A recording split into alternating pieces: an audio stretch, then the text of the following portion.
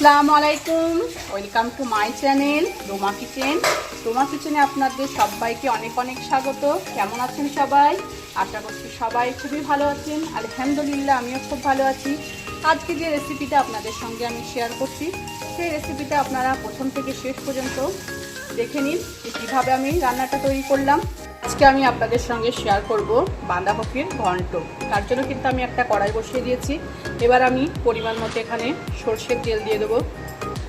তাহলে কিভাবে আমি বাঁধাকপির ঘন্টটা তৈরি করছি আপনারা আমার রেসিপিটা দেখতে থাকুন, যে আমি কিভাবে রান্নাটা করি। তেলটা আমার গরম হয়ে গেছে। এবার আমি তেলের মধ্যে পেঁয়াজ কুচি দিয়ে দেবো। পেঁয়াজটাকে আমি হালকা ভাজা ভাজা করে নেব। আপনারা চাইলে এখানে পাঁচফোড়নও দিতে পারেন।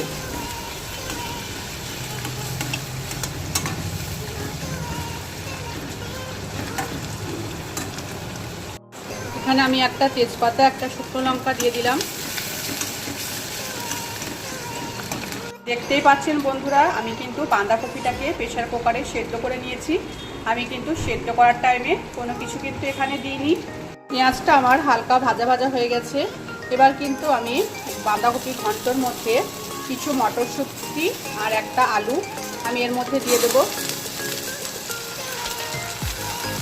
মটরশুঁটি আর আলুটাকে আমি হালকা ভাজা ভাজা করে নেব।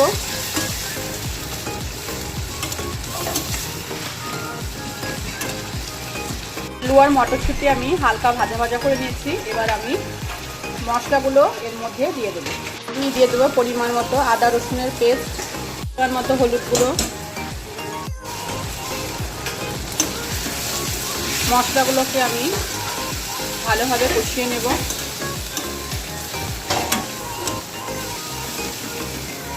মশলাটাকে কষানোর জন্য আমি একটু পানি মিশিয়ে দেব।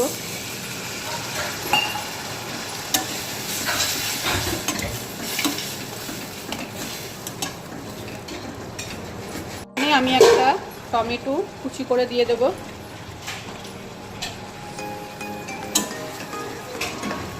দেখতেই পাচ্ছেন মশলাটাকে আমি খুব ভালোভাবে কষিয়ে নিয়েছি। এবার কিন্তু আমি সেদ্ধ বাঁধাকপিগুলো মশলার মধ্যে দিয়ে দেবো। বাঁধাকপি আমি মশলার মধ্যে দিয়ে দিলাম। এবার আমি বাঁধাকপিটাকে ভালোভাবে মশলার সাথে মাখিয়ে নেব। দেখুন, বাঁধাকপিটাকে আমি মশলার মধ্যে খুব সুন্দরভাবে নাড়াচাড়া করে নিয়েছি। এভাবে আমি 5 মিনিট রান্না করব, যতক্ষণ না পানিটা একদম শুকিয়ে যাচ্ছে। দেখতেই পাচ্ছেন বাঁধাকপির ঘন্টটা এখনও আমার কিন্তু রান্না হয়নি, পানিটা কিন্তু এখনও শুকিয়ে যায়নি।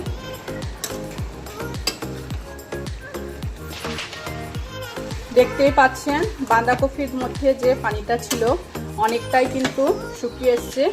আরও কিন্তু কিছুটা পানিটাকে আমাকে শুকাতে হবে। এটা কিন্তু একদম ভাজা ভাজা হবে। দেখতেই পাচ্ছেন পানিটা কিন্তু অনেকটাই শুকিয়ে গেছে। আর কিন্তু আমি এর মধ্যে ধনে, জিরে, শুকনো লঙ্কা শুকনো খোলায় ভেজে গুঁড়ো করে নিয়েছি, সেটা কিন্তু আমি বাঁধাকপির মধ্যে দিয়ে দেবো।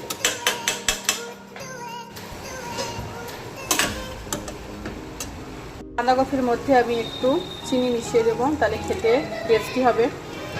দেখতেই পাচ্ছেন বন্ধুরা, বাঁধাকপির ঘন্টটা কিন্তু আমার একদমই তৈরি করা হয়ে গেছে। আপনারা কিন্তু অবশ্যই একবার বাড়িতে এরকমভাবে তৈরি করবেন। কমেন্ট করে জানাবেন কেমন লাগছে আমার রান্না। আজকে আসছি আবার নতুন কোনো রেসিপি নিয়ে আপনাদের সামনে হাজির হব।